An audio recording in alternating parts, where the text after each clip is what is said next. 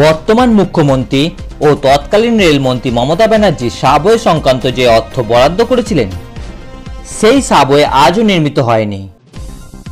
কেন্দ্রীয় রেল মন্ত্রকের কাছে মন্ত্রী বেচারাম মান্না বারংবার আবেদন করলেও কোনো রকম কর্ণপাত করেননি রেল।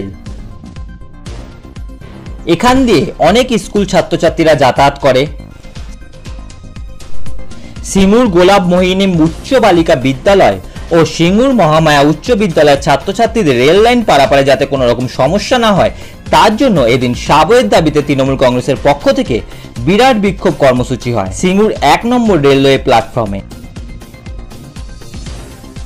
এই বিক্ষোভ কর্মসূচির নেতৃত্ব দেন মন্ত্রী বেচারাম মান্না, বিধায়িকা ডাক্তার করবী মান্না ও সিঙ্গুরের একাধিক নেতৃত্ববৃন্দ ও স্থানীয় গ্রামবাসীরা।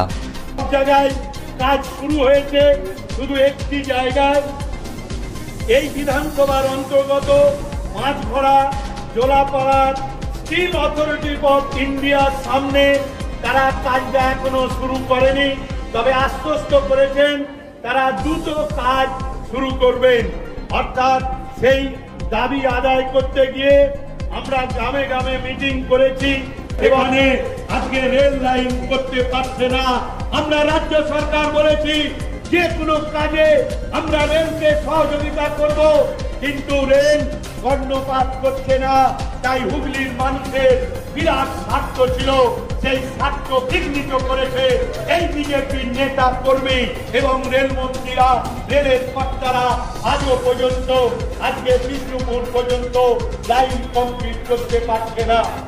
দূরপাল্লার ট্রেন যারা বিষ্ণুপুর বাঁকুড়া এমনকি আসানসোল ধানবাদ আগ্রা পর্যন্ত যাতায়াত করতে পারে এই লাইন দিয়ে, আজকে দূরপাল্লার ট্রেন যা থেকে হুগলির মানুষ সিঙ্গুরের মানুষ আজকে বঞ্চিত হচ্ছে। রেলের এই অদূরদর্শিতার জন্য এটুকু জেনে রাখবেন, আজকে জেনে রাখুন রেলকে কেমন ভাবে কাজ করাতে হয় আমরা জানি। দীর্ঘদিন ধরে দাবি করে আসছি সিঙ্গুরের রেল সাবওয়ের ব্যাপারে, যেহেতু সিঙ্গুর রেল স্টেশনের দুপাশেই আমাদের জনবহুল বাজার, স্কুল, কলেজ, হাসপাতাল রয়েছে। এটা আমাদের অত্যন্ত প্রয়োজন। সেই প্রয়োজনীয়তা অনুভব করে তৎকালীন রেলমন্ত্রী মমতা বন্দ্যোপাধ্যায় তিনি অনুমোদন করে গিয়েছিলেন।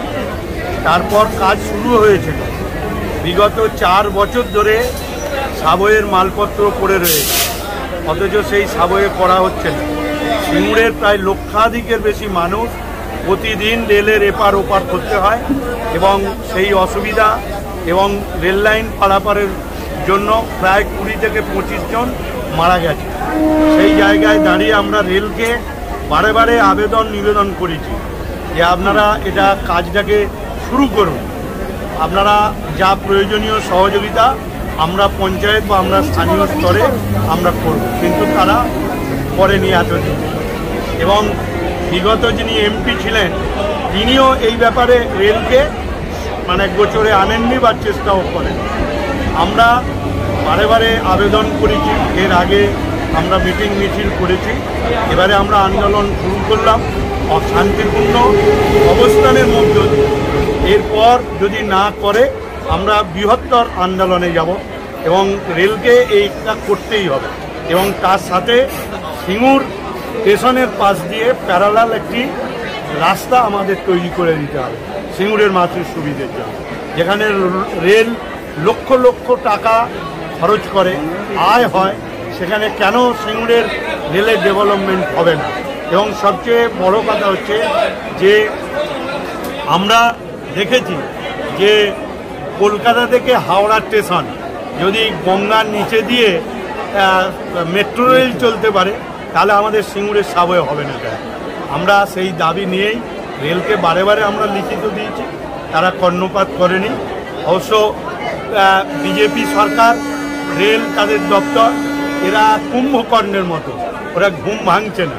সেজন্য ঘুম ভাঙাতে গেলে আন্দোলন দরকার। সেজন্য আমরা আজকে সিঙ্গুরের সমগ্র মানুষকে নিয়ে আজকে 1 নম্বর প্ল্যাটফর্মে আমরা অবস্থান করছি। এরপর আমরা বৃহত্তর আন্দোলন